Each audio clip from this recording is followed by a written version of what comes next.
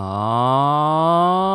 right, ladies and gentlemen, we're finally here. The final day of the year 2022. I feel like it's this year to me this year feels like it's flown on by.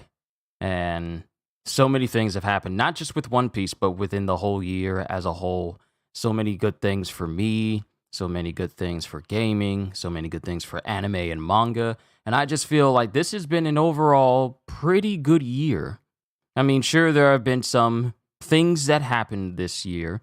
Luckily, they didn't overshadow the many good things that happened to all of us and to the things that we enjoy. So, let's go ahead and get started with today's reflections. We got 3 chapters, but we're also, at the end, going to go over every major thing that happened during this entire year, starting with how Zoro defeats King, ending in basically what this last chapter of this year gives us. So let's go ahead and get the formalities out of the way, shall we? Yo, peoples, Kyushu92 here, and welcome to my last One Piece reflections in the year. I need to put some...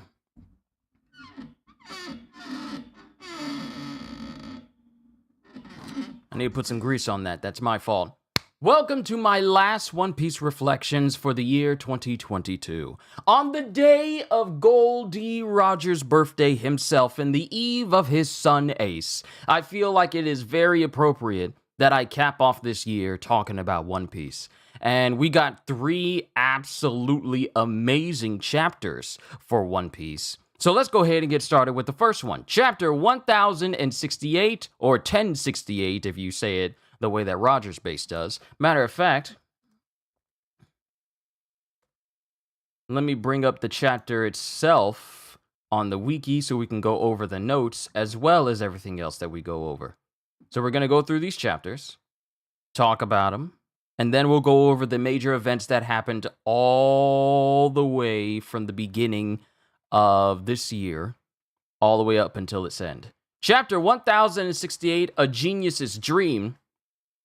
This is pretty much the chapter we got after last year when CP0... Well, wait, what am I saying? Sorry, I'm already thinking about chapters we got last year when it should be this. The last chapter we got before chapter 1068 was when CP0 arrived on Egghead trying to get passage on there with the intent to kill Vegapunk and all of his satellites, due to Vegapunk pretty much knowing the true history of the world. Since he figured that out, the world government no longer needs him, no longer wants him, and wants him dead because he simply knows too much. But CP0 is barred from entering into Egghead due to Vegapunk telling them that, hey, you're not allowed up here, but you can leave the Seraphim, okay, have a nice day, goodbye. And they are all surrounded by a bunch of mechanical sea beasts, cyborg sea beasts as well. And then it cuts to Lilith. It has Lilith arguing with CP0, CP0 saying like, well, we can't get there with our ship, so we're just going to have to use another method. And it turns out that they use the power of Seraphim Bear, aka Seraphim Kuma, to get there. Because we also find out another unique thing about the Seraphim as we get closer and closer to the island. Then it cuts to the Grand Line, where Kuma is steadily running through the Kamabaka Kingdom, and then using the power of his Pawpaw Fruit, he pretty much just teleports himself away from the Kamabaka Kingdom, well, Kamabaka Queendom, but we don't know where. And then we cut back to Scraphead with Vegapunk talking about, in a world which energy is abundant, available, and free to everyone around the globe, one day I hope to create my ideal world through science. And Luffy, being the, kind of the sort of dense individual he is, all this stuff just goes right over his head. And Jinbei's talking to Vegapunk saying the resources that we use to create energy are a constant source of war and squabbling between nations. And Vegapunk is all like, yes, everyone is dumb to create war just because they want to have one resource over the other. If we can simply convert it into a kind of power that you can see and use, we would be eliminating one of the greatest causes of war in the world. Mark my words, science will one day reach that lofty realm. And Luffy just continues to be disinterested in this entire conversation. And then Vegapunk goes, I'm not interested. Luffy says, well, it's really good of you to try to make everyone happy. I'm not interested in heroes, though.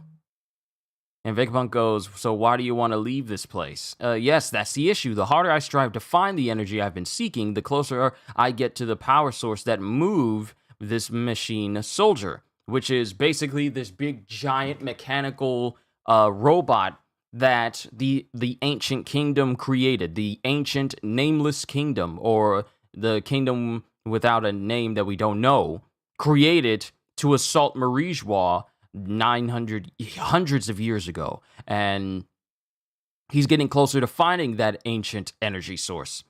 The closer I get to the power source that moved this machine soldier, the ancient energy that gave it strength. It is in a scientist's nature to want to peek at the answers. If I were to undo the veil wrapped around that forbidden history, what might I find underneath? In carrying on my friend's will, I find myself treading further into the depths of, and before that happens, before Vegapunk can say anything more, there's an explosion in the background because CP0 has finally made their way onto the island.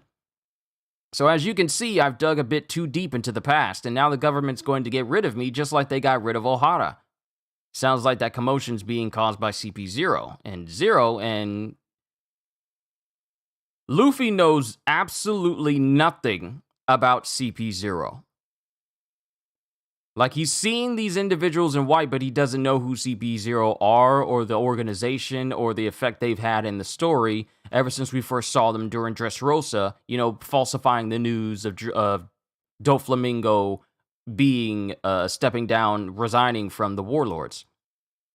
CP0 are the ones who act solely on the Celestial Dragon's orders. Why are they CP0? You don't mean 9? Because Luffy doesn't even know about the hierarchy of Cypherpole. They're above CP9. Whenever they're active, it's said that world-shaking events are about to occur.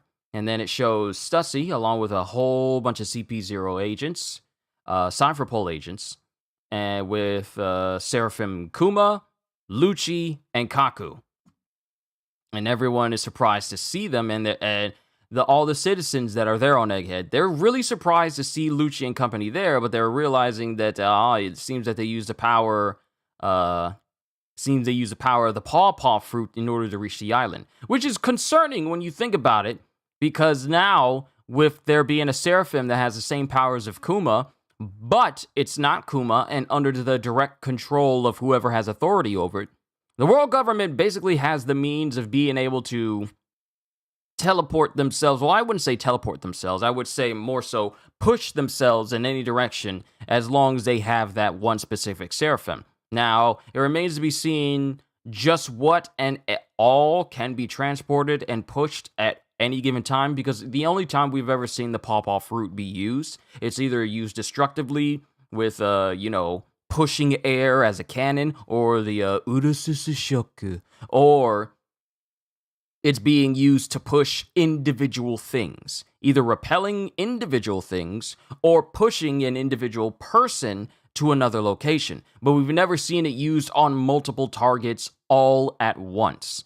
So it remains to be seen if the Paw fruit is capable of doing that sort of thing, because then that just reinforces my theory that the world government can just use this one particular Seraphim to just, move stuff around. I mean, the Warp fruit already exists, but that's in the hands of Van Augur right now. I feel like that would be a far more superior type of fruit to try and replicate, due to it being a Paramecia type. But with what they got with the Paw fruit, that's just one idea I had running through my head. But everyone sees that CP0 is there and Lucci is there. Yo, Gerard! Good to see you. We are going through the 3 chapters of One Piece that we got in December. And then we're going to go over all the major story beats that we got of One Piece in the entire year. And I've written an entire list, so it's going to be a minute before I get through all of it. But Pythagoras sees all this, saying that CP0's on the island. Some of the Straw Hats freak out due to the things that happened during Ennie's lobby, because they drudge up old memories. Then it cuts to Shaka going, evacuate the researchers and workers, send Atlas back to the lab, mobilize Seraphim's S-Snake, S-Hawk, and S-Shark, standing for Seraphim Snake, Seraphim Hawk, and Seraphim Shark, meaning Seraphim Hancock, Seraphim Mihawk, and Seraphim Jinbei, respectively. Put Sentomaru in charge of them. And we all know that Sentomaru is the bodyguard of Vegapunk, so of course he's already there. And then it cuts back to the real Vegapunk. So if I pack up my belongings, may I be Rayquaza a trip out to sea with you? You make it sound like we're going on a picnic, mister. You know that your disappearance would be an international scandal. And then Luffy just goes, yeah, sure, why not? Your head looks funny. And Chopper's all like, that's your reasoning? That's your reasoning? And Vegapunk goes, let's go on up then. This place will be a battlefield soon. I'd like you to take Bonnie up to the Labo phase above the clouds. Because Bonnie is still knocked out due to all those bugs flying towards her because of the lightsaber she had. Basically attracted all of them and she fainted from the shock. Then it shows Vegapunk basically disappearing from sight. And this surprises Luffy and Chopper as he goes, he vanished! Mr. Appleman! And then Jinbei's just there going, the future makes my head hurt. Then it cuts to CP0, who are going up against the big space dragon or space creature that Vegapunk has inside of the main area, but they find out that it's a hologram. And then Stussy is the one who informs them all of the things that are on Egghead, saying it's just a hologram, and Lucci loosely says, you seem to know a lot about this place, Stussy, and Stussy says, of course, I haven't been here in ages. Because it apparently seems to be that Stussy was once a member of MADS as well. And the reason why there's some facts that point towards this is the fact that in the last chapter we get of this year, we see MADS in their infancy. The MADS scientist group in their infancy, where you see a young queen who's muscular and thin. You see a young Caesar whose hair is like in a bowl cut or in the haircut style of Coconut Head from Ned's Declassified. You see a young Vegapunk who doesn't even have like his mustache yet. He's probably in his 20s. You see a young Judge, and then you see a woman who's standing off on her own with her back turned towards everyone, yet her leggings and the way she's dressed is very reminiscent of Stussy, which makes a lot of us believe that Stussy was once a member of MADS as well. Though her age is unknown, and whenever it's brought up, she gets really agitated when people try to bring up her age. So it stands to reason that Stussy was once a member of MADS, and that's the reason why she's so well informed about Egghead, to the point where even Lucci and Kaku don't know of everything that goes on with Egghead, because she was the first one to note about the defenses of Egghead before Kaku got zapped by the laser. She knows of the defenses because she's been here before. I wouldn't be surprised if she's had a part in the place having its defenses this way. I know I'm spitballing in the dark here, but the information that Stussy herself knows, that's probably already significant, and she's just not really alluding to it. Well, and Kaku, after trying to use Rankaku on this hologram, goes, well, since I'm already in the air, I might as well go above the clouds. If Vegapunk's anywhere, he's bound to be there. Then it cuts to Stussy, who says, do you see those two lines running across the cloud, Lucci? And Lucci just goes, yeah.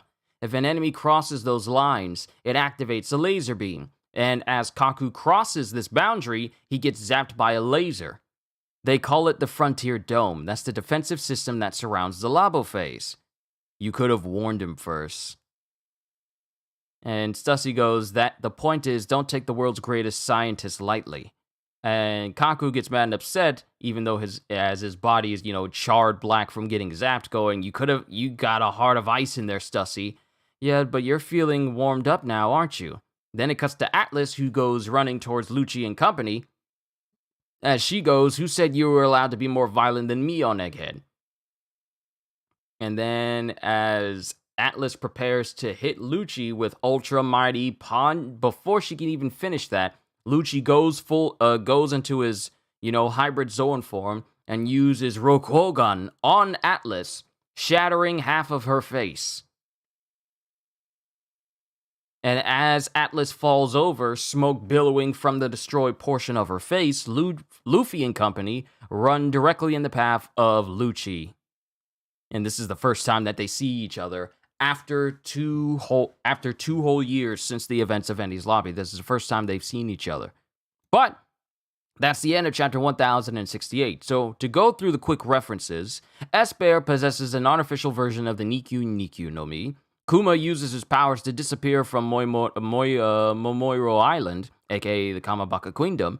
Vegapunk discusses with Luffy's group his dream to provide free energy to the world. And seeing as how the world government doesn't want any power in the world that is greater than theirs, or any great power to not be under their control, you can obviously see the problem this would pose to the world government. Because if a nation has its own energy source and its own power source and it has free energy, then that means that that's one less thing they have to rely on the world government about. And the world government wants everyone to rely on them. Because if everyone relies on the world government can do whatever they want to the people that rely on them simply because they're seen as a necessity. It's really a matter of control over absolute everything. The control of history, the control of energy, the control of power, the control of people, basically.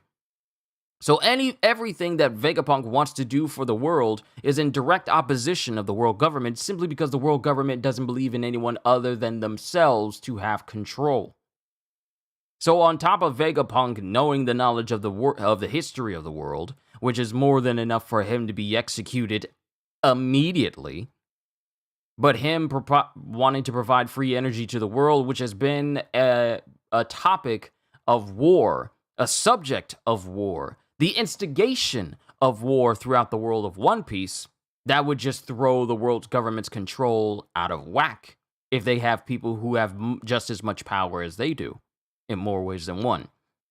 He explains that his research is connected to the ancient energy that powered the Iron Giant, but because of it, he has learned too much about the Void Century. So really, it's not just a matter of Vegapunk learning about the Void Century on its own. He learned about the events of the history. He learned about the history of the world in the Void Century simply because in the process of trying to figure out this power source that powered the Iron Giant.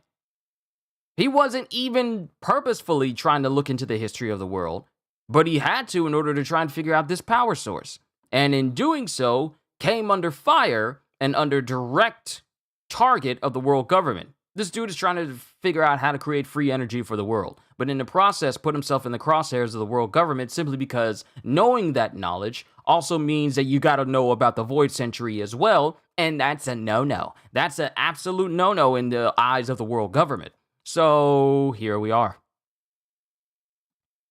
But because of it, he has learned too much about the Void Century, which is why the world government wishes to eliminate him. Luffy agrees to take Vegapunk with him, just without a second thought. The same way he said yes to Robin, the same way he said yes to Brook. Now, he's all, you know what? Yeah, you can come with us, even though he doesn't care about all the sciencey stuff. I know Frankie would be absolutely ecstatic to see all this news. Lucci's CP0 group arrives in Egghead. Lucci states that several Cypher Pulse ships have gone missing after visiting Egghead. Vegapunk's Sea Beast weapons consumed the CP0 ship after those aboard had abandoned it, which means that CP0 no longer has their own ship to get off. But there is another way for them to get off the island that we see in the last chapter of this year.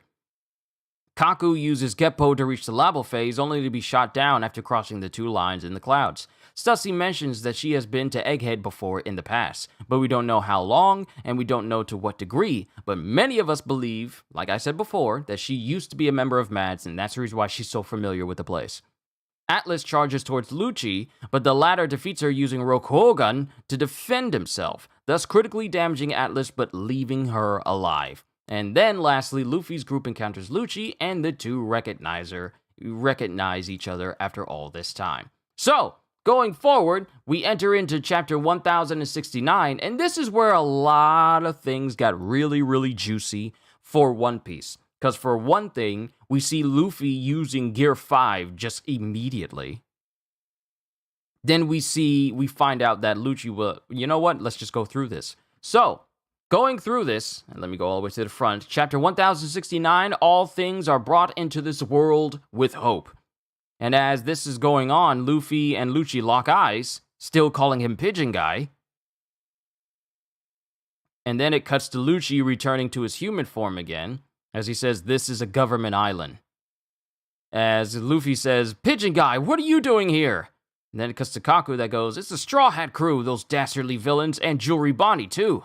But don't attack them, Lucci. Now that Straw Hat is one of the 4 emperors, we cannot fight without approval from above. Because, due to the strength of where Luffy is right now as an individual, the world government needs to gauge its options very wisely. And it can't have people doing things haphazardly or just attacking pirates all willy-nilly, especially ones with an emperor status. So in the past, I'm pretty sure CP0 would have had absolutely no trouble just getting into a fight with Luffy and the crew. But now that Luffy's an emperor, and the influence he has, and the world government trying to think very carefully about, well, what could this possibly do? I mean, Luffy has an entire fleet under his command.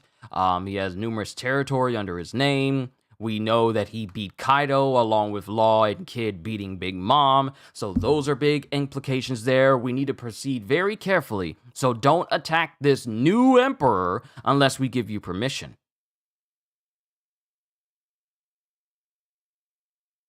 So it just kind of tells you just how the world government wages threats one against the other versus regular pirates and those with an emperor status. And then Luffy just casually gives Bonnie over to Jinbei as he runs over and checks on Atlas and is completely shocked to see that Atlas's face is destroyed, but she's still alive. And then Lucci, thinking about what Kaku says, like, we can't do anything until we get permission. He says, "I understand that it would be bad to fight. However," and then he tells Luffy, "Don't interfere with this. It's an internal matter." And Luffy, being the type of individual he is, already has an issue with Lucci being there beating up on Atlas. Because I said this during my initial reaction of this chapter. If you give Luffy food, and someone does something to you after you have given Luffy food, Luffy is going to find you and hand you your hind parts. Because that's just the type of individual he is. Because he says, "But she made sure we had plenty to eat." Then it cuts to Navy headquarters as Akainu finds out about Luffy and company being on Egghead. You see, now things are getting complicated again. Does that mean that Vegapunk learned about what CP0 was planning? Yes, and it seems that they barged onto the island in response. It's a declaration of war at this point. I wish those brats would have talked to us first. If Vegapunk's recruited Straw Hat to his side, then we're losing out on a major source of combat power. Where's Kizaru? He was already on his way to Egghead for a prior operation. And that is a major thing. Then tell Lucci to wait for the Navy to arrive. Yes, sir. Do not let him do battle with Straw Hat. And then it cuts back to Egghead as we see Lucci doing battle with Straw Hat. Just completely ignoring the orders and dueling with Luffy right now. And then as this is going on, the rest of the Straw Hat crew with Pythagoras, such as Nami, Sanji, Robin, Frankie, Usopp, and others are there, watching, going, "Who's that? Did Rob Lucci always look like that? Quite a rare specimen, astonishing speed." It's usually the case that awakened Zoan powers absorb and control the user's personality. So that's a very important thing to bring up, because this kind of calls back to the state of the Minotaurus guards in Impel Down. Pythagoras saying it's usually the case that awakened Zoan's powers absorb and control the user's personality. So when you look back all the way to the events of Impel Down, and you see the Minotaurus guards like the koala, the rhino, the zebra, and there was another one. And the one that looks like was a chihuahua as well. They're all awakened Zoans. But their minds have been completely absorbed by the awakening. And the fact that Pythagoras says it's usually the case, for us to get the next panel that shows that Lucci has awakened his Zoan powers, specifically the cat fruit model leopard form, not jaguar, but leopard, it shows that Lucci is built different and has managed to awaken his devil fruit without it taking over his personality, just without it taking over his mind completely. Because, I mean, just how rare is it for a Zoan to awaken and the man and the person, not the man, but the person's mind is still intact? But it shows Lucci in his awakened form, where he has like wisps of what looks to be like black flame-like material just around his arms, kind of reminiscent to how Gear 5 Luffy looks, with the wisp cloud around his body. And Lucci's hair is almost in like a flame-like appearance, like black flame-like appearance. His goatee is longer, and it ends in a flaming point as well. And Lucci's form is also slimmer, but it still keeps plenty of the power. Here's a news flash for you, Straw Hat. You're not the only one who's gotten stronger. And it cuts to Kaku, who's trying to talk Lucci down and tell him that, we still can't fight. And as this is going on, Vegapunk, the real Vegapunk, comes in, to the utter shock of everyone and the astonishment of Frankie, going, even in the oldest books, he goes, tell me, what is this transformation? Or it cuts to Vegapunk going, Shaka, has the warrior in white appeared? And the warrior in white is emboldened here. Whoa, it's the real Vegapunk, but he was down there just a second ago. Tell me, what is this transformation of Straw Hat Luffy's exactly? And the crew doesn't know. Isn't it his Gum Gum power? And Vegapunk goes, even in the oldest books of devil fruits, there's no such thing as a Gum Gum fruit. So, this tells me that the name Gum Gum did not get formally introduced into the books of Devil Fruit Encyclopedia until, I want to say, I wouldn't say recently, but the fact that it was called the Hito Hito no Mi in the past, and it's called the Gum Gum Fruit now, I would like to believe that it was somewhere around, maybe when Roger was around, that the Gum Gum Fruit, that the Hito Hito no Mi was called the Gum Gum Fruit. Because it couldn't have been way back then, because it's always been known as the Hito Hito no Mi, and in 800 years, they have never been able to get their hands on it. So I would like to imagine that they changed the name of the Gum Gum Fruit sometime, or I wouldn't say even earlier in the past, but sometime in the past, before maybe they changed it during the Void Century. Maybe they changed it during the Void Century, because even in the oldest, Vegapunk says, in the oldest of books, it's never been known as the Gum Gum Fruit. A beer! Good to see you! As always, we are going through chapters 1069 of One Piece at the moment. But Vegapunk continues saying, even in the oldest books of Devil Fruits, there is no such thing as a Gum Gum Fruit. What? What's that supposed to mean? He's always going Gum Gum this and Gum Gum that.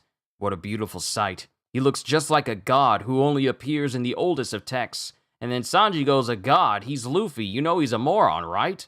And then Vegapunk just goes, indeed, the foolish and laughable warrior of liberation who brings smiles to all people, also known as Nika the Sun God.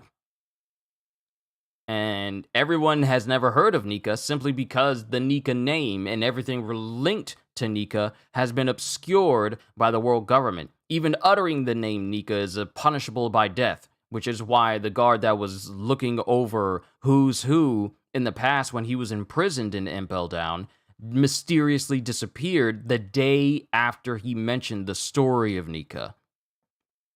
But Nika never heard of it. You wouldn't have. It's a name that's been erased from the historical record.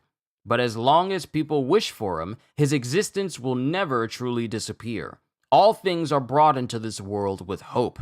Yes, even devil fruits. And that's when Vegapunk drops the bombshell that pretty much changes how many of us look at devil fruits going forward in the One Piece series.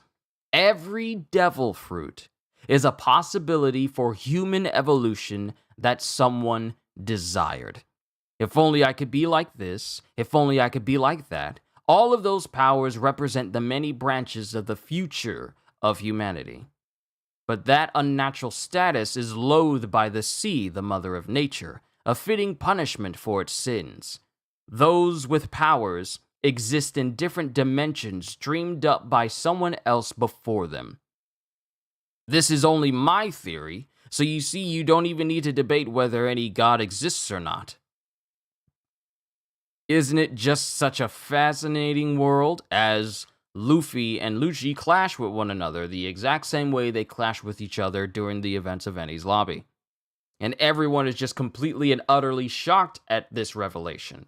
And as this fighting is taking place, Sentomaru shows up, Science Team Captain, along with S-Hawk, S-Snake, and S-Shark. You know, Mihawk, Hancock, and Jinbei, respectively. And as he shows up, he's talking to Vegapunk, and Vegapunk is saying, like, well, Sentomaru, let me put it to you this. I should have asked your opinion, but it's, he goes, Vegapunk, sorry, I'm getting mixed up here. Sentomaru says, Punk, what am I doing here? Cypherpole are our friends, pirates are our enemies, so I'm helping CP0, right? And that's when the Seraphim land right in front of Sentomaru, and Vegapunk goes, not the case, Sentomaru. CP0's threatening my life, in fact. What? Could you drive them off for me? You want me to turn into a traitor? True, I should have asked your opinion first. Well, Sentomaru, let me put it to you this way. This is a request coming from me, the man who took you in and saved your life. So what do you think you should do? And then Sentomaru is put in a little bit of a juxtaposition.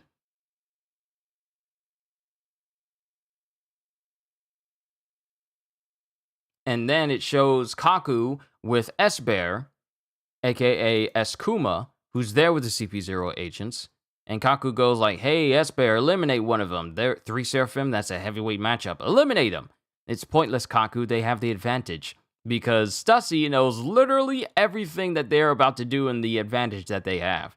But Sentomaru turns the tables on CP0 and goes, S-Bear, wipe out those agents. And then S-Bear proceeds to use his powers and use the different blasts to send numerous CP0 agents flying through the air, with Kaku and Stussy dodging out of the way. Then we get explained the Pacifista authority hierarchy. That's right, we don't have the same ranks on the Pacifista's authority hierarchy. Even the 5 elders can't do it over a transponder snail, which means that you need to physically be there to have the direct authority over Seraphim. And if the certain people are there with the different authorities, then they're going to follow the one on the higher end of the food chain. Because the food chain is specifically this. At the top, 5 elders. Beneath that, Dr. Vegapunk and all of his satellites. Under him is Sentomaru. And then under Sentomaru is anyone that has an authority chip, which is used for people who are long distance from, Sentomaru and the 2 I just mentioned. Also, if we destroy the Seraphim, that's a blow to the government's property. You didn't think this through, Lucci, as Luffy uses Gum Gum Mole Pistol, which allows him to just stretch his fist underneath the ground and then punch Lucci with it, showing that Luffy has gotten even stronger since the last time he used Gear 5. Now, mind you, he used Gear 5 against Kaido, so him using it against Lucci is not really a matter of, oh, Luffy's stronger. It's just that Lucci just doesn't quite match up to Luffy's strength after... Because here's what I said. Here's what I said when I read through the chapter during my initial reaction. Once you go up against Kaido, pretty much anyone underneath him is no longer a major threat to Luffy. Sure, you can clash with Luffy, but Kaido was that wall he needed to surpass to get even stronger. And now he's awakened a power that is capable of defeating a person with the title, the strongest creature in the world. So anyone underneath Kaido in terms of pure strength is not going to do much to Luffy. So like I said, it's not a matter of Luffy being stronger than his opponents. It's just that his opponents are not as strong as the last persons he's faced. I was wondering what that sound was. So Luffy just taking these punches straight to Lucci, and Lucci has barely been able to do anything majorly significant to Luffy in this whole skirmish. Then Sentomaru orders S-Snake take the Straw Hats to the vacuum rocket, guide them inside the Frontier Dome, and then it cuts to S-Hawk and S-Shark. He's telling them to hold back CP0. And then Jinbei and Chopper both look back and they recognize that all the Seraphim, at least the ones that they see, are basically child Lunarian Seraphim warlord hybrids of themselves. All the ones with dark skin over there resemble the old 7 warlords. Did they make clones of us? The answer is yes. Because the only warlords we haven't seen yet, or at least former warlords we haven't seen yet, is Doflamingo, Crocodile, Gecko Moria, and possibly even Blackbeard. Because even for a short while, he was still counted among the warlords themselves. But it remains to be seen if they have every single warlord, or just the ones with significant strength.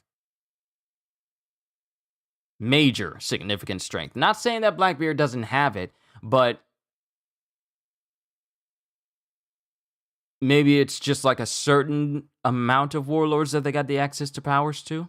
I'm just wondering. But as this is going on, Luffy is bouncing around, and he's bouncing around in front of Sentomaru going, "Hey, Axe Boy, long time no see. Don't call me by the name of my weapon, Straw Hat. We're enemies. So you're gonna help Punk escape, huh? Yeah, he asked me to. It's cool. Don't know if that's supposed to be reassuring or not, but I hear you're an emperor now, and you got that weird look going on. Meaning that not everyone knows about the true nature of the Nika Nika no Mi. Waiting for the goat crocodile, aka S, and to show up. I see what you did there. Sand. I wouldn't be surprised if they just call him S-Croc.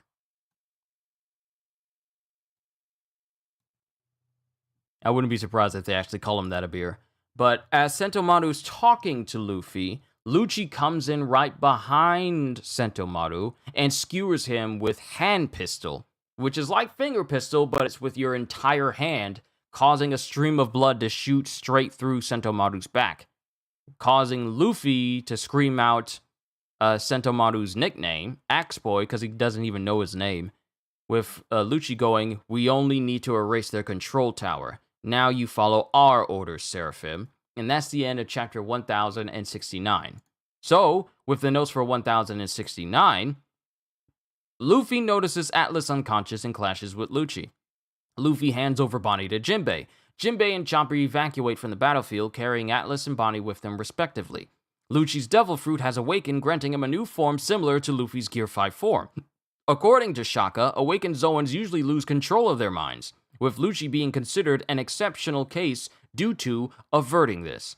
Sakazuki learns of the Straw Hats' presence on Egghead and gives the orders for Lucci's group not to engage the Straw Hats until reinforcements led by Kizaru arrives. He also learns that Vegapunk may be on the Straw Hat's side.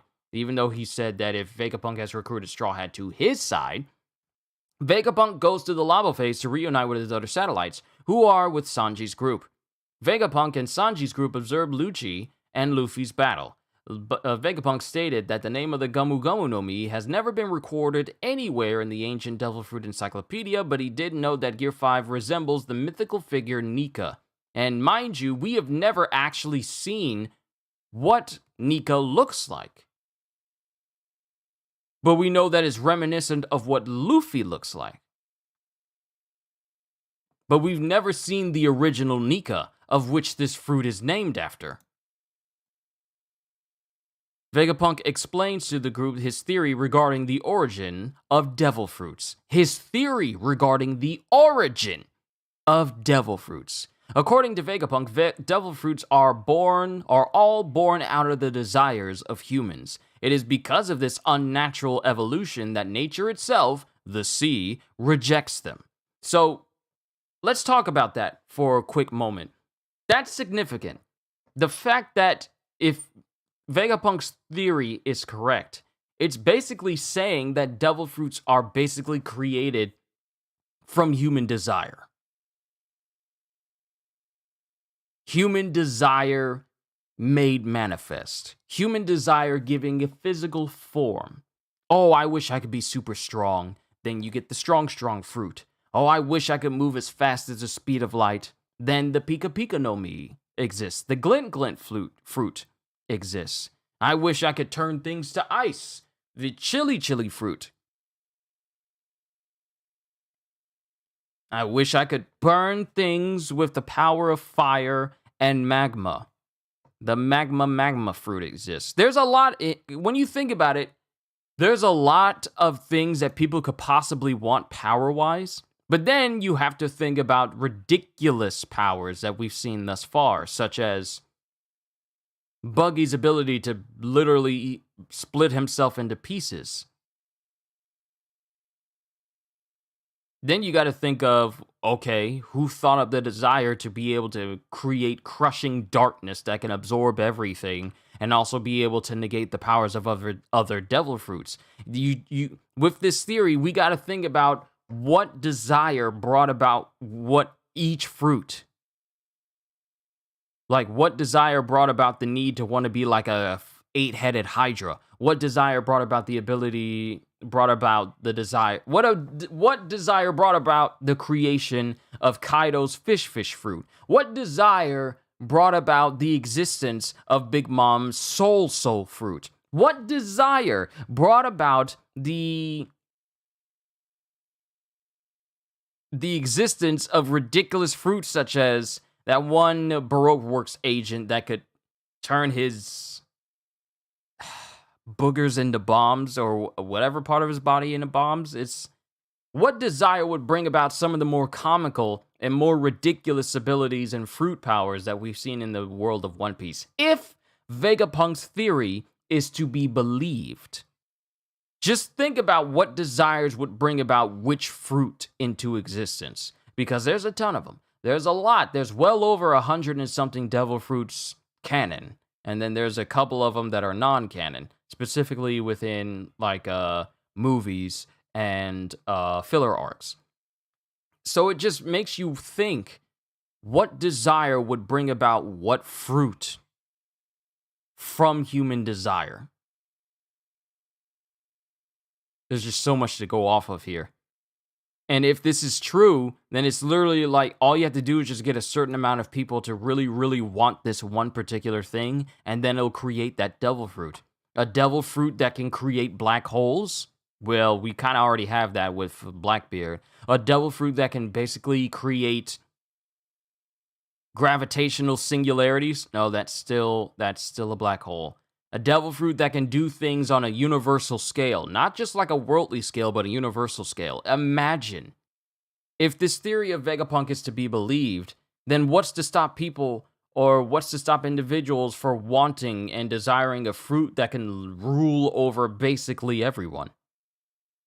Because we haven't seen every single devil fruit, and I doubt we've seen every single devil fruit that's been seen as astronomically powerful in the series thus far. I'm pretty sure there are still some devil fruits out there that outclass a lot of devil fruits that we've seen throughout the entire series. I know there is.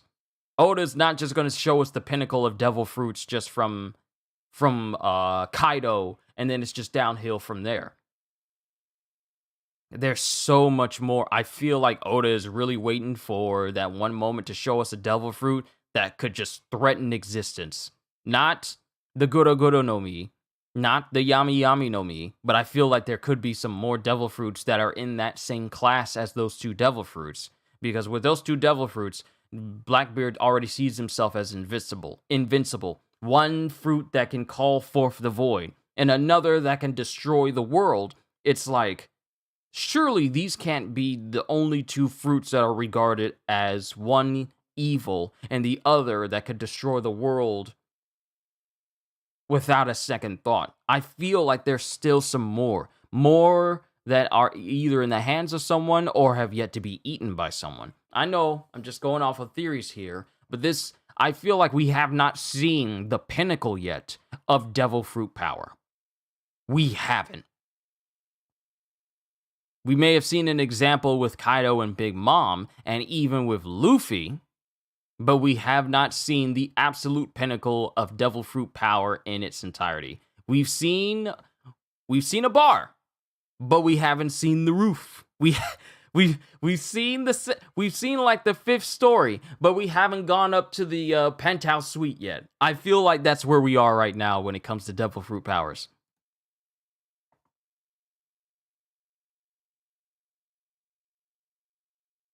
It's a good thing I ain't gotta go out anywhere. I knew I heard some rain. Sentomaru arrives in Egghead along with S-Shark and S-Snake, with S-Hawk joining him as well.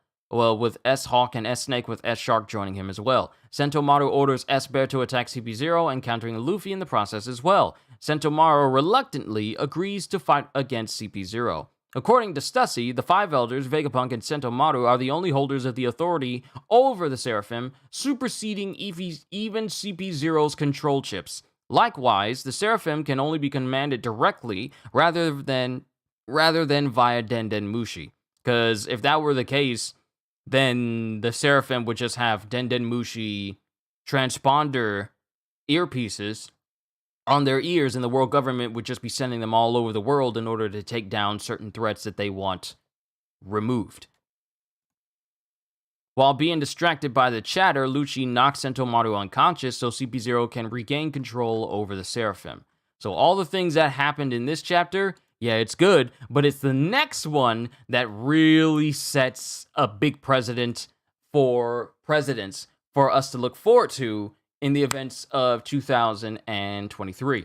So, the last chapter we get of the year is chapter 1070, The Strongest Form of Humanity. And it shows Sentomaru falling on his face, though still conscious, as Luffy rushes over to him, still in his Gear 5 state. And it's revealed that Sentomaru used Ashigara Dokoi, Ashigara Dokoi. He used it in order to kind of deflect a little bit of Lucci's Rokuogun, or at least tries to use a little bit to deflect Lucci's hand pistol, with Lucci noting that you're very stubborn, I need you to go unconscious, given your superior position in the authority hierarchy. As long as you're conscious, we cannot control the Seraphim. And as it gets to Lucci preparing to try and skewer Sentomaru again, Luffy hits Lucci with a brand new move called Gum Gum Dawn Whip, which starts a new series of Dawn-themed moves from Lucci in his Gear 5 state. Happy New Year! Hello, Kirk! Now, for us here on the East Coast, it is not... It's not January quite yet. I don't know where you are. It could be the new year for you. Happy New Year to you. But, oh boy, ain't it amazing? Ain't it crazy how this year done flew on by? But real quick, let me pull up Gum Gum Gear 5. Let me just pull up Gear 5. Because this chapter started a new series of moves that Luffy is going to be using in his awakened state. So, if I go down here, where is it? We have Gum Gum Dawn Whip, literally meaning rubber white whip. After twisting his body, Luffy stretches his leg, hardens it, and swings it into his opponent's face. He then lets his body rapidly untwist, adding more energy into his kick. This was first used against Lucci in his Awakened Zone form. So it's just a nice series of, we're getting Dawn versions of Luffy's basic moves like Whip and Rocket. We're getting Dawn versions that is using the capabilities, the mind-blowing capabilities, Philippines. Ah, yes. So, hello, from the US to you at the Philippines. Good to have you here. We're getting a situation where Luffy is using the Awakening to enhance his basic moves into far more powerful versions. Because with Luffy's Gear 5 state, he has far more strength than he has ever had in any of his previous forms. More than Bounce Man, more than Snake Man, more than Gear 4th in terms of strength. Gear 5 is the pinnacle of what Luffy can do with his Hito Hito no Mi. So we're getting Dawn moves, which are basically just his classic moves we've seen in the past, like Whip and Rocket. We are seeing these moves getting a Gear 5 upgrade with far more power being used with armament haki and the superior power of the Hito no Mi as a whole. So he uses Whip and he basically just whips Lucci in the face and kicks him in the far off distance, with Luffy being unable to stop himself from spinning around like he's the Mask from the 90s. And as everyone is running away, it cuts to S-Hawk, who is the Seraphim version of Mihawk, cutting down many members of CP0 using a sword that's reminiscent of Mihawk's regular sword. The only difference is Mihawk's sword is purely black, while S-Hawk's sword is basically fashioned like Mihawk's sword, but it still has like the tinted edge like a regular katana blade. And it cuts to S-Shark using the swim abilities he has in his body to dishevel the ground and knock around a whole bunch of other CP0 agents. With Kaku going, those Seraphim sure aren't holding back. All this infighting is only hurting our bottom line, and they're still only children. That's an ominous sign. And then it cuts to Vegapunk and Frankie, as Frankie is crying, going like, the powers that little brat version of Jinbei had, those were the swim fruit, right? AKA the powers of Senor Pink from Dressrosa. That power belongs to my brother from another mother and a Don Quixote family, Senor Pink. And the same fruit can't exist twice. Does that mean he's dead? And we get a confirmation from Vegapunk that Senor Pink is still imprisoned in Impel Down. He just got his blood. And then we get so much knowledge concerning how artificial devil fruits are made, which ones can be made, and which ones are just flat out impossible. So, Vegapunk pretty much says, does that mean you made, Frankie goes, does that mean you made the same devil fruit? And Vegapunk explains that only Zoan-type devil fruits can be produced artificially. If we rule out Caesar's smile aberrations, with Nami chiding, which you should, he deserves to die because no one likes Caesar, Vegapunk basically says virtually all fruits of that type, even the special ones, can probably be recreated with vast amounts of money and time, though I haven't confirmed if they can awaken. So, it remains to be seen if artificial Zoans can in fact themselves awaken like regular devil fruits, or if that's the only caveat to creating an artificial devil fruit, you miss out on the awakening. It's unknown if it can or cannot. That's something that even Vegapunk hasn't been able to figure it out yet.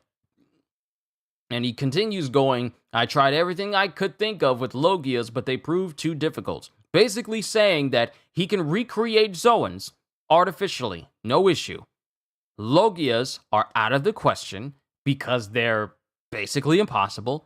And then the Paramethea type is called, even though I say Paramecia, it's also called Paramythia, or Paramythia in the manga here. However, I found that as long as you have the user's bloodline limits, aka lineage factor, aka the blood of the users while they have that power in them, which is a very specific thing, you can synthesize and administer a special kind of blood to confer those powers to others. That is the liquid running through their arms. Green blood. So, when we saw S-Shark earlier, we saw on his arm that he had some sort of fluid going through his arm. S-Snake has it. S-Hawk has it. All the Seraphim have this. And with this green blood, this artificial green blood that Vegapunk has created, along with the lineage factor of the specific powers, it allows the Seraphim to use those same powers without the need of having to ingest a secondary devil fruit and have the same powers as the original user. And we see the example of this as we see S-Snake use the Love Mellow against CP0, meaning that she is capable of using the same powers as Hancock, and Hancock still has the original powers as well, but it's still just as potent, which is a very scary thing when you think about it. All it takes is time. Time and the blood of the user who has that power. So, if Vegapunk were to get the blood from Luffy and take enough time, he could artificially recreate the Hito no Mi Marunika, but it is unknown if he'd be able to awaken it. So that's a concerning thing. He basically he's even saying that even the special ones, such as the mythical types, such as Marco or even Orochi, though that's not really a option now since Orochi is dead and his fruit power is probably back in circulation right now. All the mythical types that we've seen before, he can just remake them artificially. But the Paramecia type, however, is what you need. Is what you need the blood for and the special green blood in order to replicate completely. So think about this for a second. Yo, Ravi, good to see you. We are currently going through the last chapter of One Piece in the year 2022. I'm going to go over all the major story beats that we had happen. Sorry, I was itching. It was distracting.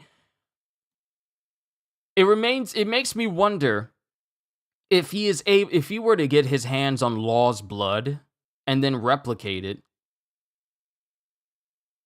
then that would be a way for Seraphims to have the abilities of the Ope Ope no Mi. Now we got to think about Paramecia types that can have their powers replicated if Vegapunk got his hands on their power.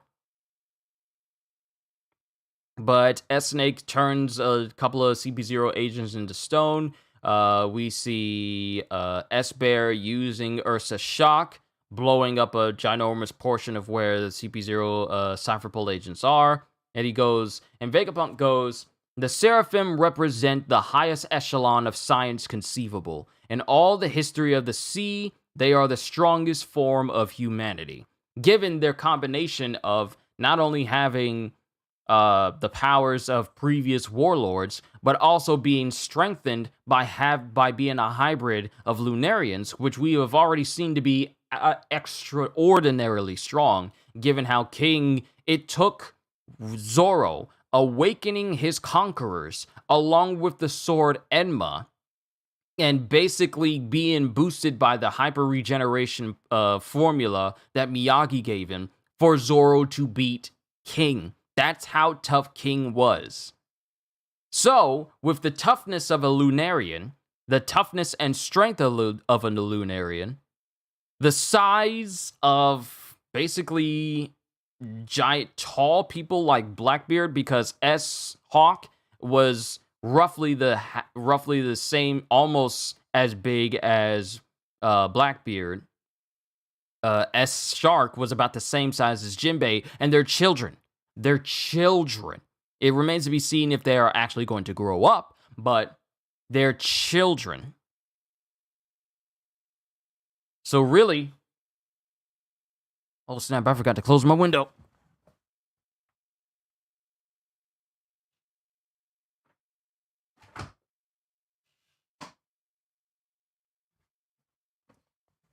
I don't want it to get real stormy outside and then it starts to rain inside of my windowsill. I can't have that for New Year's.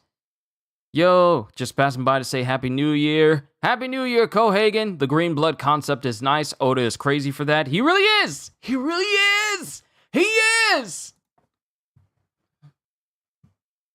But with the combination of Lunarian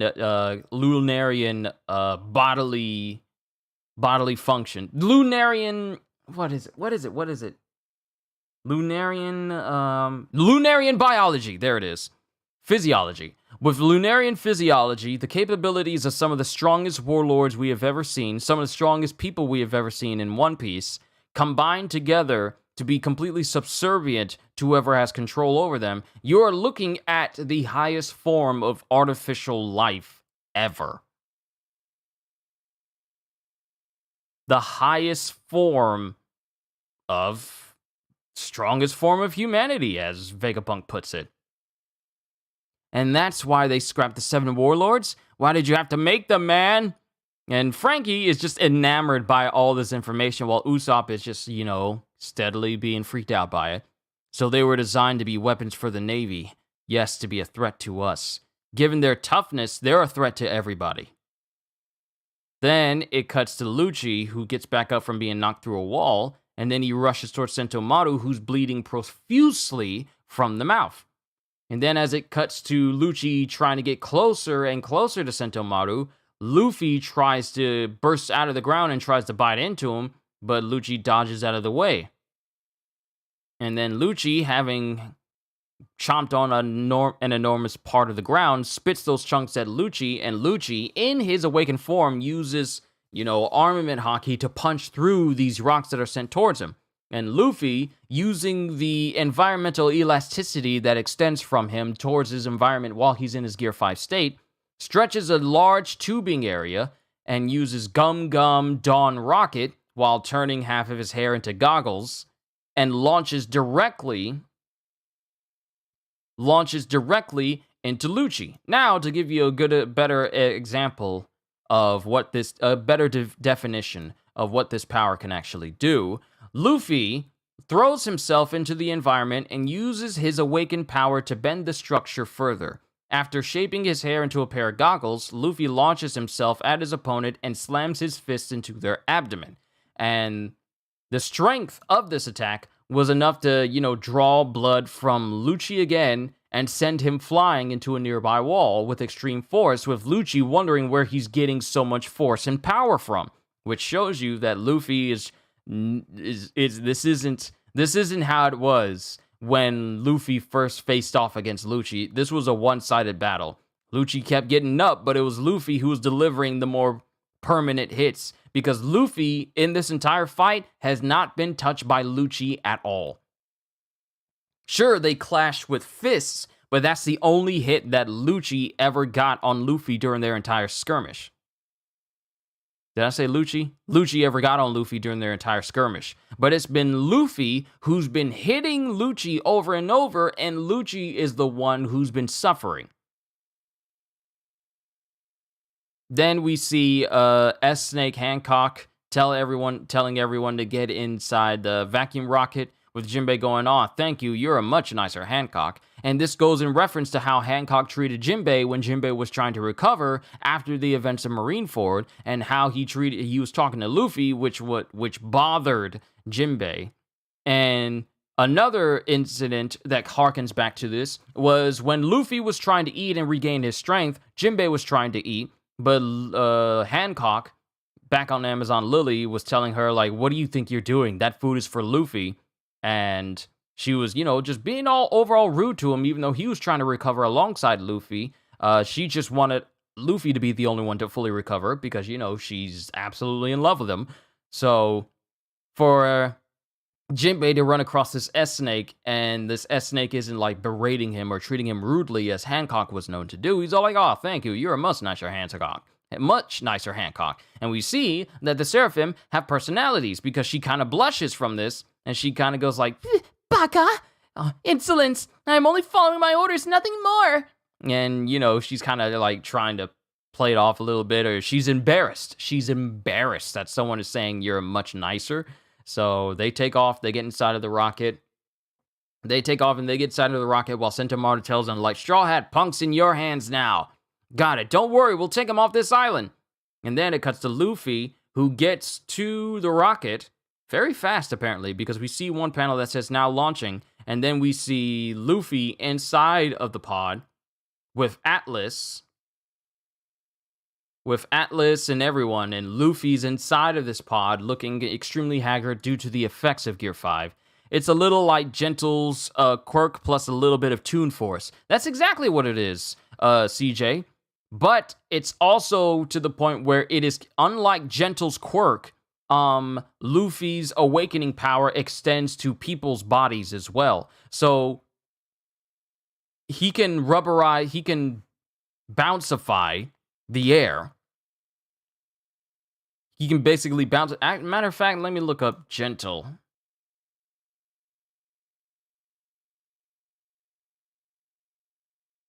Yeah, he has an elasticity quirk that allows him to bend and manipulate anything he comes into contact with. Now, from what I understand, I don't think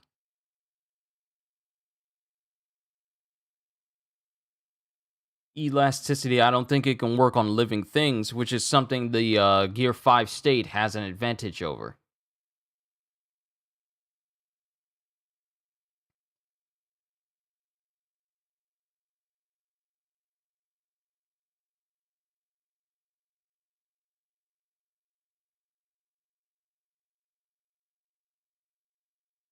Yeah, yeah.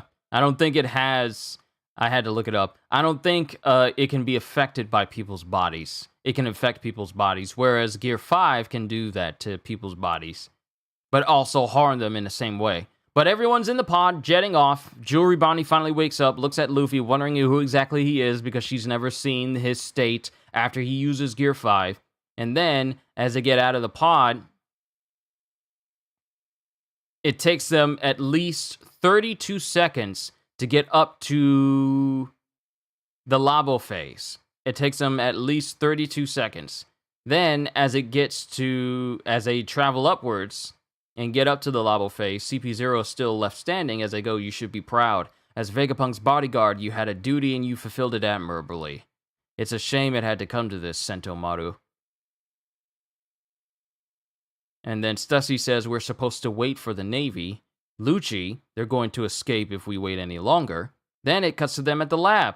"Are they really trying to kill you? You have the greatest brain in the world, right? That's a huge loss to the government.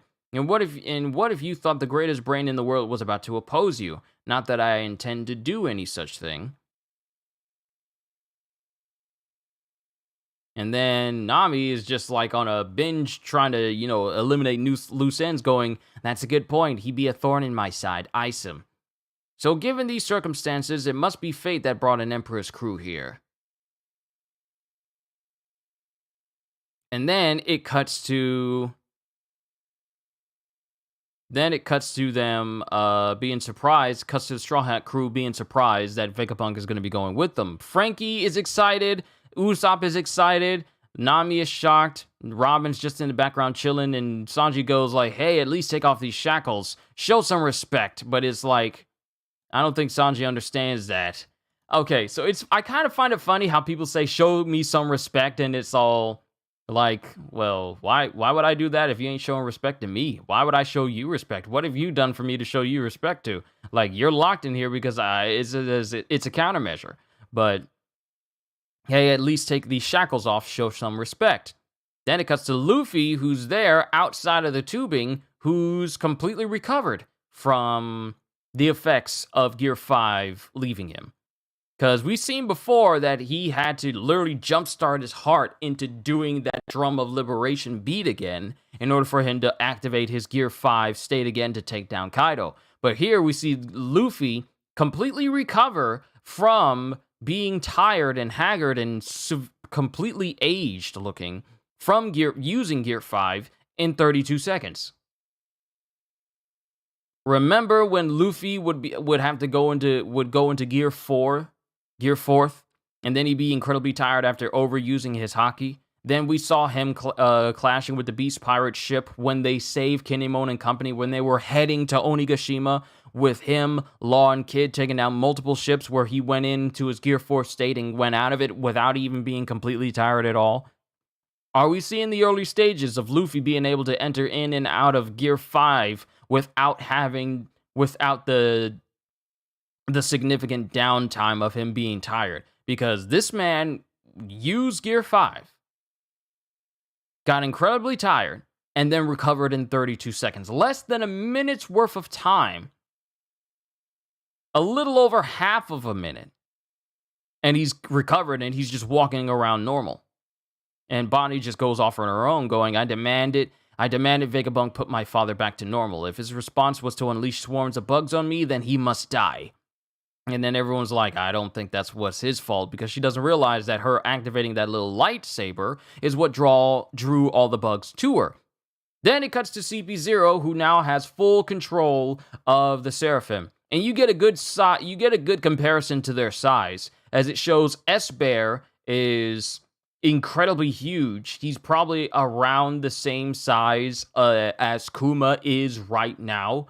We have Hancock and we have S-Snake and S-Hawk, who pretty much tower over the regular Cypher Pole agents, with S-Shark and Kuma and S-Bear being the only truly, really tall ones out of this group. Even as children, they are monstrously big. They gotta be at least about 7, maybe 8 feet tall, at the very least. But it cuts to Lucci, who goes, block all the escape routes from the island. 6 more left, including the main body. Watch out, that defense system's a real humdinger. Nothing escapes this island, not even a single ant. And then it cuts to someone who goes, "Oh, the Straw Hat crew is siding with Vegapunk. Then escape should seem easy for him. But he may find that events don't play out like he'd imagined. We proceed as planned. Send every battleship you can to Egghead," as it shows that Kizaru has basically made it to Egghead. And that is the last chapter we get of One Piece in the year 2022.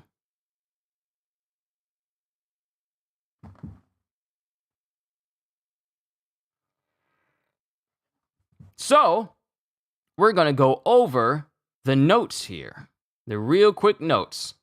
Luffy and Lucci continue their fight. Luffy starts to easily overpower Lucci and sends him flying, then he temporarily puts off the fight at the behest of his crew. Sentomaru is barely conscious due to having blocked Lucci's attack, thus allowing the Seraphim to continue fighting CP0 and world government agents. The Labo Phase group discusses artificial devil fruits. Vegapunk explains that only Zoan-type devil fruits can be completely reproduced successfully. He speculates that with limitless resources, he may also be able to do the same with a mythical subtype, but Vegapunk has his doubts whether or not these artificial Zoans can be awakened by their consumers.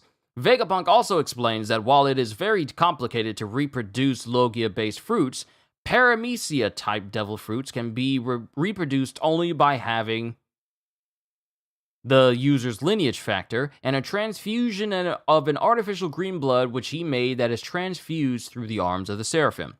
Vegapunk confirms that Senior Pink is an inmate at Impel Down, having obtained his lineage factor at some point to provide S-Shark with the Sui Sui no Mi's abilities, the Swim Swim Fruit abilities. The Fabrio Phase group uses a rocket to escape the Labo Phase. S-Snake is confirmed to have the Mero Mero no Mi abilities like her template Boa Hancock. S-Snake guides Luffy's group to an escape capsule, showing the Seraphim have personalities. Bonnie regains consciousness and resumes her hunt for Vegapunk. Sentomaru is now unconscious, and the Seraphim come under the control of CP0. Lucci orders all escape routes on Egghead to be blocked off, and Kizaru arrives at Egghead with a fleet of marine ships. Those are all the major plot points that happened in chapters 1070. Yeah, that's always annoyed me. How can I show that person respect when that person disrespect me and when that person hasn't shown me respect? I mean, that's kind of like how some characters in One Piece act. They're like, "Hey, you can't do this. Show some respect." And it's all like, "You showed up to my house unannounced and you demanded that I respect you? First of all, who is you?" So I'm glad that even though here's the thing, that's something you would expect from Luffy, Sanji, and Zoro. They really don't have any respective person. Whereas Nami and the rest of the crew basically, well, I would say Nami, Brook, and Jinbei and Robin are probably the only ones that can actually speak without it descending into madness just through casual conversation. But Luffy, Sanji, Frankie, and Zoro are probably the only ones who are all like, "Hey, what are you doing this for? That's annoying to me. Shut up, do this, do that," and stuff like that. That would be offensive and rude, and they don't care because, they're pirates. But yeah, that's just always something that stuck out to me. All right, so overall, we had 3 phenomenal chapters of One Piece. 3 chapters that basically changed everything we've ever thought about One Piece to a degree. It was mind-blowing to read. Not only did Vegapunk say that you can accurately recreate a Paramecia-type devil fruit artificially, but as long as you can basically recreate a Zoan fruit artificially, but it's unknown if you can awaken it, and that includes mythical types as well.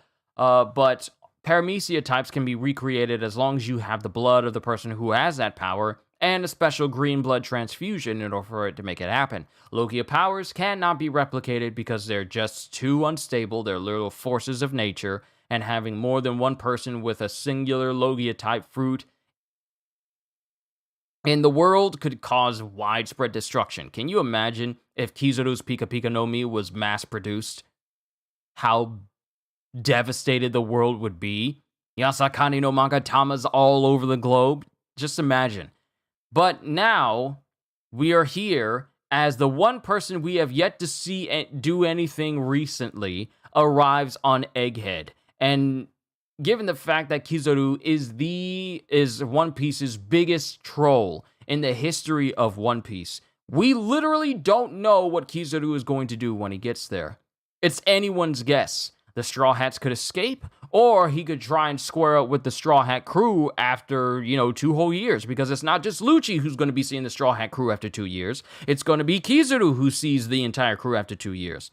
The last time that happened, Kuma dropped in and knocked all of them to their respective islands where they spent 2 years training to be as strong as they are right now. That happened the last time. Who's to say it's going to happen? Who's to say we're going to have a repeat of Kuma coming in and saving the Straw Hat crew once again? Because we still don't know where Kuma's going. We'll find out later. Because if I go over here to the list, we're getting the next chapter in 7 days. This upcoming Sunday, we're actually in the next 6 days.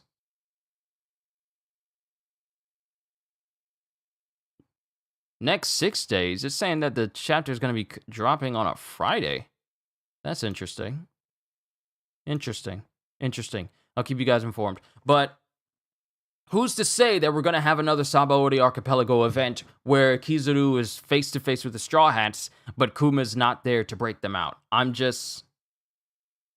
It's anyone's guess what's about to happen. And now I got to bring up my notes here, because we're about to go over all the major events that happened from the beginning of this year all the way till now.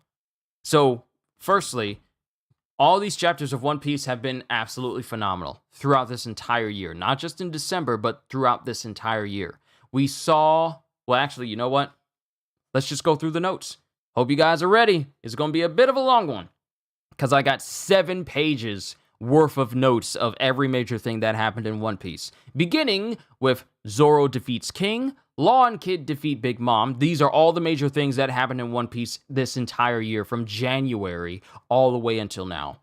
Zoro defeats King, Law and Kid defeat Big Mom, Kaido defeats Luffy, but then Luffy awakens the Hito Hito no Mi model Nika. The world government reveals that they haven't been able to attain that fruit for 800 years. Hiyori reveals herself to Orochi. Gear 5 is revealed, and I'm going through this in the order that they appeared throughout the chapters. Jinbei and Raizo keep Onigashima from burning down. Roger is revealed to never have had any powers, harkening back to the phrase where only Haki can transcend all. Denjiro finally kills Orochi, saving Hiyori. Kaido's backstory is revealed. Luffy uses Bajra Gun to defeat Kaido. Big Mom and Kaido are caught in an underwater volcanic eruption, status currently unknown. The Akazaya 9 reveal themselves to Wano, along with an older Momonosuke who looks very reminiscent of his father. The Straw Hats and everyone recover from the battle. Luffy, Law, and Kid get new bounties, 3 billion respectively. Pluton is revealed to be in Wano. Ryokugyu is revealed having the Woodswood's Logia-type fruit. Luffy becomes an emperor, along with Buggy, which we find out more about that later. Shanks arrives near Wano, says it's time to claim the One Piece. Sabo is seen as the killer of Nefertari Cobra, inciting the 8-Nation Revolution and becoming Flame Emperor in the eyes of the rebels. Robin and Law both see Wano's road poneglyph and Old Wano. Shanks scares off Ryokugyu before he can cause more trouble in Wano using just Conqueror's Haki. From the outside of Wano, that still is amazing to me. How do you have Conqueror's Haki so potent that you reach all the way into another nation out at sea? Make it make sense! Wano's arc comes to an end. Straw Hats get new bounties. Mihawk and Crocodile's bounties are shown 3.59 billion and 1.965 billion, respectively. Them joining Buggy is how the world government recognizes Buggy as an emperor, but they're joining Buggy for their own reasons, so they can pull the strings from the background, and also so that they don't have that much attention on them. And because Buggy is an idiot. The Navy and Blackbeard attack Amazon Lily, revealing the Seraphim Pacifista. Blackbeard came to take Hancock's power, leaves with Kobe instead due to Rayleigh's intervention. Luffy reveals his dream to the crew, but not to the readers. One of the nations that joined the 8-Nation Revolution, Lelusia, is completely eradicated. Sabo is nearby as he tries to reveal him to the revolutionaries, status unknown. Jewelry Bonnie shows up and is swept up with some of the members of the crew. The Straw Hats find themselves on Egghead, home of Dr. Vegapunk. Half of the Straw Hats meet Vegapunk and Lilith, while the other half meets Atlas. CP0 is shown heading to Egghead with the intention of killing Vegapunk and all of his satellites. They have a Seraphim Kuma with them. It's revealed that Bonnie is the daughter of Kuma while finding a Kuma clone, like a Kuma pacifista for the police, for Egghead. Blackbeard and his crew were the ones who kidnapped Pudding, because that's a matter that was happening during the cover story, and it was actually Van Auker and Kuzan who kidnapped Pudding and brought her to Blackbeard's ship. All the Straw Hats get new clothes in Egghead. Seraphim Jinbei is shown and can use the Swim fruit, which we already learned of how he got it from the recent chapter. The rest of Vegapunk's satellites are shown. Pythagoras Edison, York, Lilith, Shaka, and I think that's all of them. Shaka, Atlas, Shaka, Lilith, Edison, Pythagoras, York.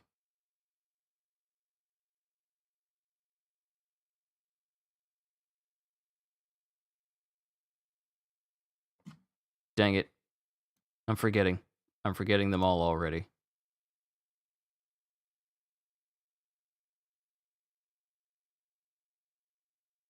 Hold on.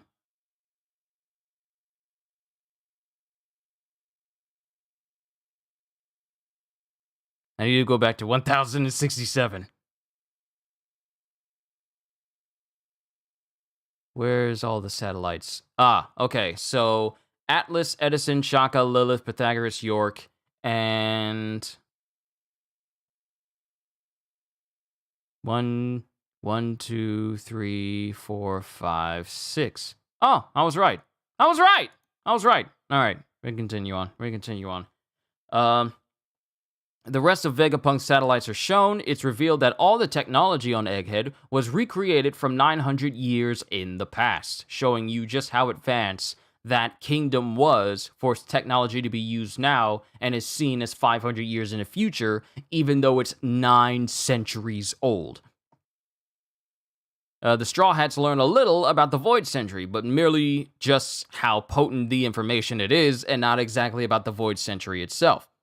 The Ohara scholars saved everything they learned and hid it away during the Ohara incident. Giants, led by Jaguar de Sol, take the text to Elbaf, and that's where all that information is. Young Vegapunk is fully shown along with a younger dragon.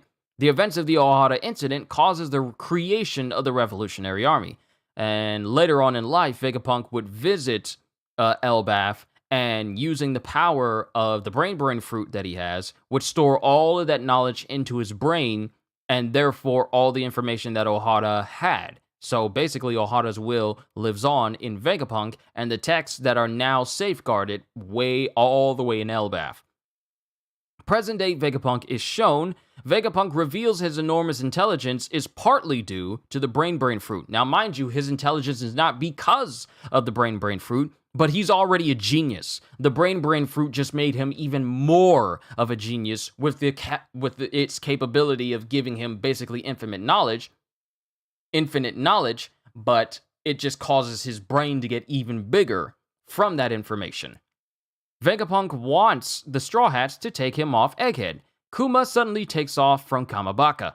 CP0 arrives on the island. Lucci takes out Atlas. Luffy and Lucci see each other after 2 years. Luffy fights Lucci in Gear 5 while Lucci shows his awakened Zoan powers. The Straw Hats learn that Luffy's Devil Fruit devil fruit isn't Gum Gum. It's insinuated that devil fruits are the manifestation of people's desires given physical form. Sentomaru shows up with Seraphim, Mihawk, Hancock, and Jinbei. Is convinced to fight against CP0. I feel like there's a lot of automated auto text in here. I gotta correct that. But winds up getting skewered by Lucci. Luffy continues his fight with Lucci. Vegapunk says only Zoan devil fruits can be recreated artificially. Paramecia need a special green blood transfusion along with the user's bloodline limits, aka lineage factor, and Logia are impossible. Sentomaru goes unconscious, allowing CP0 to control the Seraphim, and Kizaru arrives at Egghead. Those are all the major story beats of major significance.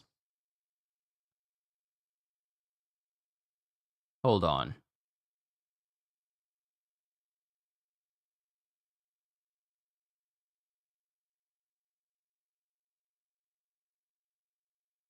Wait a minute. Oh, I skipped over one. I skipped over one. When I was reading the CP0 one. CP0 is shown heading towards Egghead with the intention of killing Vegapunk and all his satellites. They have a Seraphim Kuma with them. It's revealed that Bonnie is the daughter of Kuma while fighting a Kuma clone. And then I skipped over the next one. I went past it. Law fights Blackbeard and his crew, who all have devil fruit powers now. That's the one I skipped over. That's a major thing because Van Augur has the Warp fruit, which basically allows him to teleport anywhere. Doc Cute has the 6-6 fruit, which allows him to basically create any type of disease, which he does to gender bend a lot of Law's groups. But that's in that same instance where Law pretty much confirms a major counter to devil fruits. If your Haki is strong enough, you can nullify devil fruit power effects, which he does by focusing and causing his own Haki to pretty much dispel the 6-6 fruit effect that's affecting him, turning him back into a dude. So it really just harkens back to what Kaido says in Haki. Only Haki can truly transcend all. If your Haki is strong enough, you are capable of just fully nullifying devil fruit effects. If your Haki is strong enough? I don't think a lot of people realize just how significant that is. We've already seen that with Haki, you can create like a little subtle armor around yourself that can make it so that you can physically harm someone without actually touching them. And with enough Haki, you can see into the future. And if you're Shanks, your Haki can be so potent that you can make yourself invisible to observation Haki and future sight users. Ow, ow. I gotta be careful.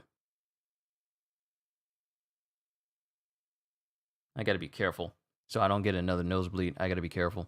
But only Haki can truly transcend all, and it's very significant because there's a lot of devil fruits that are capable of immobilizing and harming a ton of people. Immobilizing and harming tons of people, and some devil fruits that are just seen as astronomically overpowered. But if your Haki is strong enough, you can nullify that? It's something to think about. But those are all the major story beats for One Piece in the year 2022.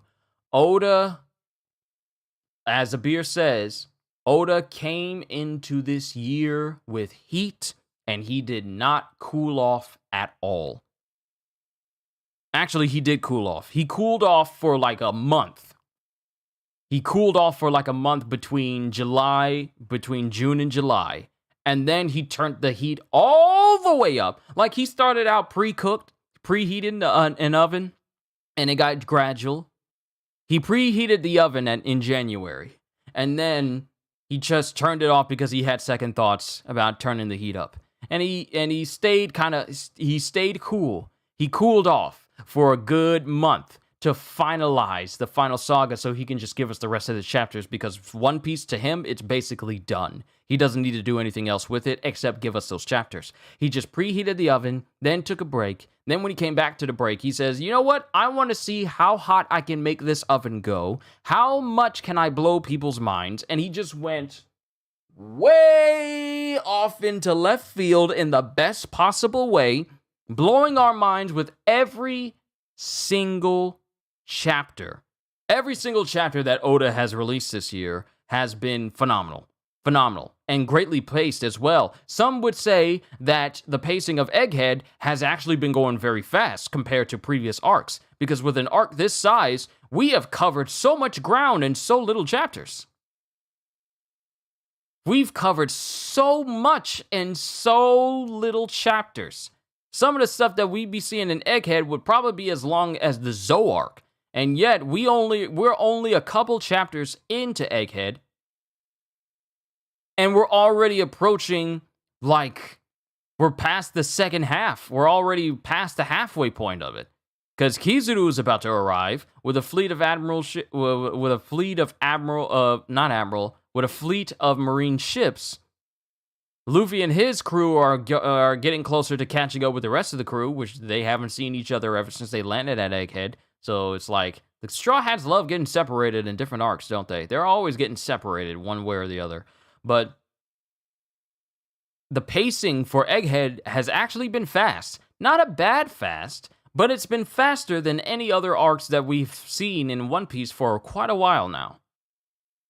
Like, even the Reverie didn't feel like it went this fast, and the Reverie is shorter than Egghead. To me, the Reverie arc felt like it was taking its time, but not overstaying its welcome. Here, Egghead is just giving us everything, like, in the least amount of chapters possible. And we're getting just so much, and I'm like, Oda, hold on. Just give us a moment to breathe. It's like Oda is just giving us everything. And my thing is, Oda is still not done with this.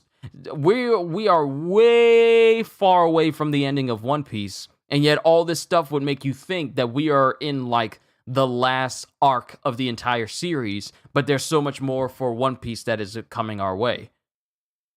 So I can only think, like, as this is the last day of the year, I can only think about what the year 2023 is going to offer us in One Piece.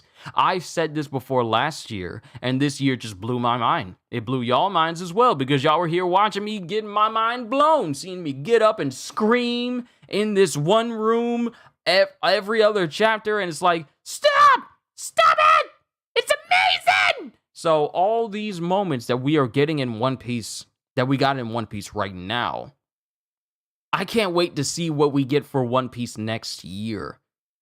Plus, we got the new One Piece Odyssey game that's coming out in early January, like on the 10th of January. So I'm looking forward to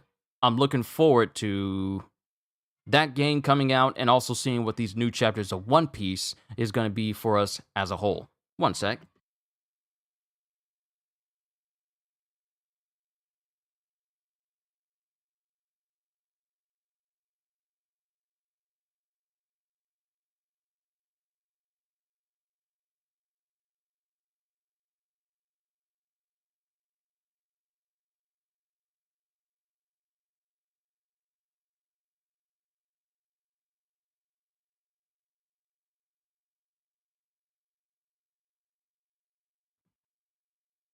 As a whole, I feel like One Piece has done a phenomenal job of not losing any ground as a manga. Because for a lot of people, it can be seen like, oh, One Piece is still going on. How do you guys still stay invested into the story? And Oda just keeps showing that you can keep adding new things to the story that is not seen as predictable and surprise people each and every time. One thing I love about One Piece is that it doesn't get boring. You could easily fall into a rut of like, oh, I've seen this type of story beat before, so its impact to me as an individual reading this series is not as significant. But when it comes to reading...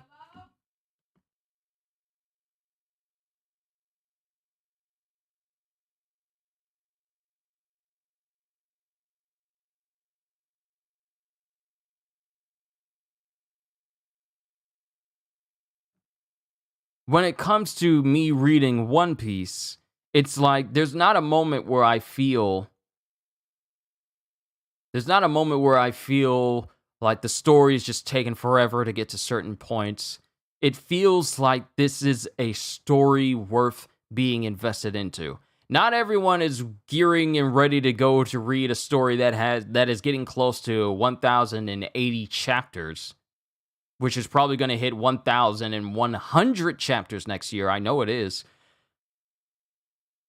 But to those of us who have stuck with the story from the beginning and then seen it all the way through these 20 years, this is a story that basically transcends, at least for me. I feel like One Piece as a story is one that, when this story for One Piece is over, it's going to leave a hole so big that I highly doubt there's going to be any sort of manga or story or type of media that can fill that void once One Piece is over. That's how big this story is. And the fact that it continues on with Oda writing as he does, drawing as he does, giving us everything as he does, especially with this being the final saga of the story of One Piece, which still doesn't have an end time in sight, so that's good. So we're going to be here a hot minute. I can't wait, because I can't wait to continue to do this for you. But for me, this is a phenomenal story that I would happily share with any and everyone I come across, and telling them, yes, this is a good story. Yes, it's one that's worth investing into, as is the anime. And One Piece is a one-of-a-kind story that I feel we will never see again in decades.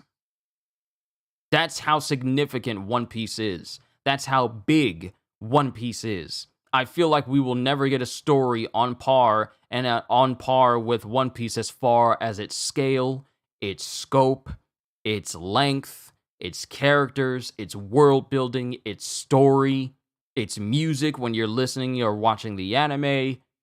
I don't think we'll ever get a story quite like One Piece, or anything that comes even remotely close to it, for many, many, many, many, many, many years to come. We may never get something like One Piece ever again in our lifetime. That's how big I see One Piece. But while One Piece is here, I'm going to enjoy it. Now, I'm actually going to give my final word in a video. I'm going to keep it short and for New Year's. So I don't have much else to say, except I still love the unpredictable nature of the direction that Oda is pushing the story in. Because we still don't have a heading on where we're going next. We only showed up at Egghead because Jewelry Bonnie dropped in, and the Straw Hat crew got swept up towards it. But this wasn't even the location that the Straw Hats were even trying to go to. They just got pulled into yet another situation. So when the Straw Hat crew finally get a heading, and we finally get a name of where the story is going to go next after Egghead, that's when things I feel are going to take off even more than they have in Egghead, and things have taken off in Egghead in a major way. But we just gotta wait and see. Who knows? Who knows what the year 2023 is gonna have for One Piece as a whole, aside from chapters and video games and media and different types of things. Not just One Piece, but basically everything else. But when it comes to One Piece, I just love the unpredictable nature of how we don't know what's going to happen next in the story, even more than we have in recent years. So I'm looking forward to that. But my opinion of One Piece in December of 2022 has been a 10 out of 10. One Piece in the year 2022 has been a 100 out of 100. I feel like has been the best iteration of One Piece we have had in a very long time. I feel it's been a while since Wano started, but ever since Wano started, Oda has not taken his foot off the gas, except for back in June going into January of this year. Ever since he started Wano, he's just been delivering chapter after chapter after chapter after chapter after chapter. And I've been incredibly grateful to still be alive to read this story. There's not a lot of people, especially One Piece fans, who have made it this far as we have to see the story get to where it is right now. Rest in peace for all those individuals. But for us here, I think we all should be grateful that we're alive to be able to enjoy the work of a great writer and a great artist and everything he's doing to just because he doesn't even have to give this story over to us Americans over here in this country or to people in other countries as well. He doesn't have to, but he does because that's what good artists do. That's what people with talent do. They not only make things for themselves, but they make things for others, which is why I kind of do what I do. Not just for myself, but for others as well. But overall, my overall opinion of One Piece has significantly increased over the years to the point where I suggest it to basically anyone. Yes, it's a lot to get into as far as the chapters. It's a lot to get into as far as the anime episodes. It's a big story. But when you get into it, it is worth it. It is so worth it. And I consider it an honor for me to be able to read this series. I mean, this series is what helped jumpstart this channel, so of course I'm going to be eternally grateful to it. But I'm grateful to it in a far more reader sense rather than a YouTuber sense, simply because it's a story that I've invested so much time into. The first story I've ever invested a ton of time into, and then more manga afterwards, but it's the first one where I dedicated so much time to learning more and more about it, talking to people about it, and it really has changed my life over the years, and I'm incredibly grateful for this series. But that's all I got. I knew this was not going to be a long stream. I absolutely knew this was not going to be a long stream. I just wanted to get everything that I wanted to say about One Piece out there, and then once I'm done here, I'm going to record my final words for the year, and then I'm just going to relax because I don't have to do anything until late tonight. If I don't see you again, and if I don't see you pop up in my my last words of the year video, then all I can say to everyone here is thank you for making this an amazing year. Thank you for helping bring my dream of pursuing my YouTube channel full-time, leaving my previous job and doing this full-time. Thank you for making it a reality. You guys have no idea how much of a weight off my shoulders it's been for me to be able to do this without having to worry about working a job that I can't stand, doing things that I'm not good at, and then making what I'm good at a hobby that I just do in my off time. You guys have no idea just how blessed I am to say that I can do what I love as a living. And I have all of you to thank. You have no idea how long I've awaited this day for this to happen.